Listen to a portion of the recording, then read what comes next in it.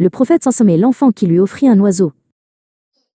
À Médine, sous le ciel chaud et clair, vivait un jeune garçon nommé Abu Umayr. Il n'était qu'un petit homme, mais il portait une grande affection dans son cœur, toute réservée à son compagnon. Un petit oiseau moqueur aux plumes brun-gris, qu'il appelait Nuqayr. Chaque matin, Nuqayr le réveillait d'une mélodie joyeuse, et chaque soir, il s'endormait dans sa petite cage tressée près du lit d'Abu Umayr. Leur amitié était simple et pure, faite de graines offertes, de chants partagés et de l'apprentissage de la patience. Mais la vie, même pour les plus petits des cœurs, est faite de silences inattendus. Un matin, le chant de Nuqayr ne vint pas. Abu Umayr se leva et découvrit son ami, immobile et fragile, au fond de sa petite maison de paille.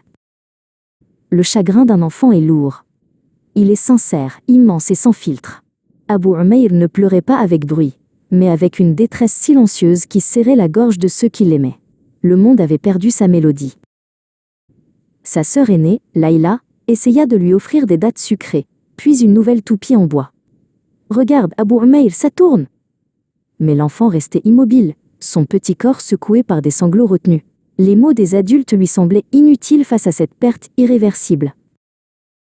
C'est dans cette obscurité de cœur que la lumière pénétra. Le messager d'Allah passait près de la maison, et son aura de bienveillance était palpable, avant même que ses pas ne se fassent entendre. Une chaleur douce envahit la pièce. Une voix, plus douce que le murmure du vent dans les palmiers, rompit le silence.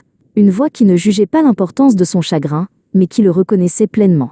Elle s'adressa à lui sans précipitation. « Ô Abu Umayr, qu'a fait Nuqayr ?» Ce n'était pas une question moqueuse, ni même une tentative maladroite de distraction. C'était une reconnaissance de la valeur de son ami.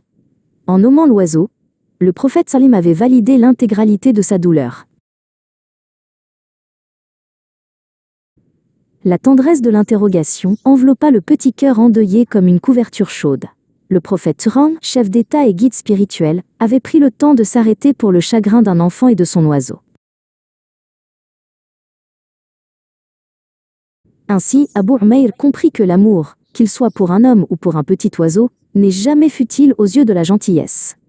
La tendresse est une sunnah, une manière d'être, et la plus grande des sagesses est de voir la détresse, quelle que soit sa taille, et d'y répondre avec une empathie sincère.